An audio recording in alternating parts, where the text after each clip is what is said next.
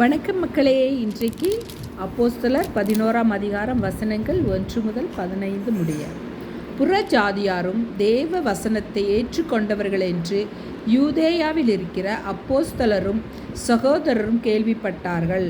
பேதுரு எருசலேமுக்கு திரும்பி வந்தபோது விருத்த சேதனம் உள்ளவர்கள் அவனை நோக்கி, விருத்த சேதனம் இல்லாத மனுஷரிடத்தில் நீர் போய் அவர்களோட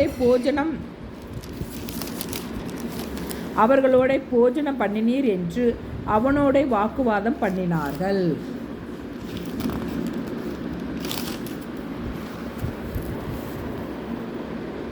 அதற்கு பேதுரு காரியத்தை முதலிலிருந்து வரிசையாய் அவர்களுக்கு விவரிக்கத் தொடங்கி, நான் யோப்பா பட்டணத்தில் ஜெபம் பண்ணி கொண்டிருந்த போது ஞான திருஷ்டி அடைந்து ஒரு தரிசனத்தை கண்டேன். அதென்னவென்றால், 4 முனைகளும் கட்டப்பட்ட பெரிய துப்பட்டியைப் போல ஒரு கூடு வானத்திலிருந்து என்னிடத்தில் இறங்கி வந்தது.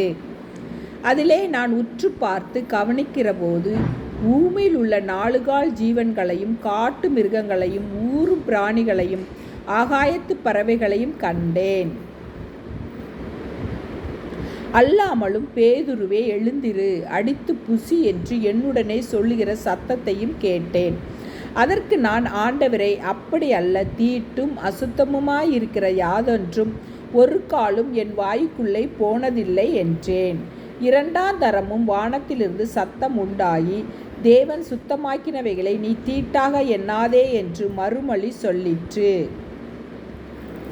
இப்படி 3 தரம் சம்பவித்த பின்பு எல்லாம் வானத்திற்கு திரும்ப எடுத்து கொள்ளப்பட்டது. உடனே செசேரியாவிலிருந்து என்னிடத்திற்கு அனுப்பப்பட்ட 3 மனுஷர் நான் இருந்த வீட்டுக்கு முன்னே வந்து நின்றார்கள். நான் ஒன்றுக்கும் சந்தேகப்படாமல் அவர்களோடே கூட போகும்படி ஆவியானவர் எனக்கு கட்டளையிட்டார். சகோதரராகிய இந்த 6 பேரும் என்னோடு கூட வந்தார்கள். அந்த மனுஷனுடைய வீட்டுக்குள் பிரவேசித்தோம்.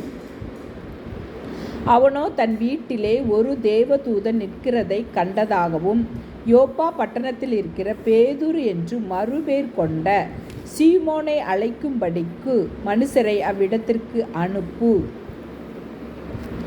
நீயும் உன் வீட்டார் அனைவரும் ரட்சிக்கப்படுவதற்கு ஏதுவான வார்த்தைகளை அவன் உனக்கு சொல்லுவான் என்று அந்த தூதன் தனக்கு சொன்னதாகவும் எங்களுக்கு அறிவித்தான்.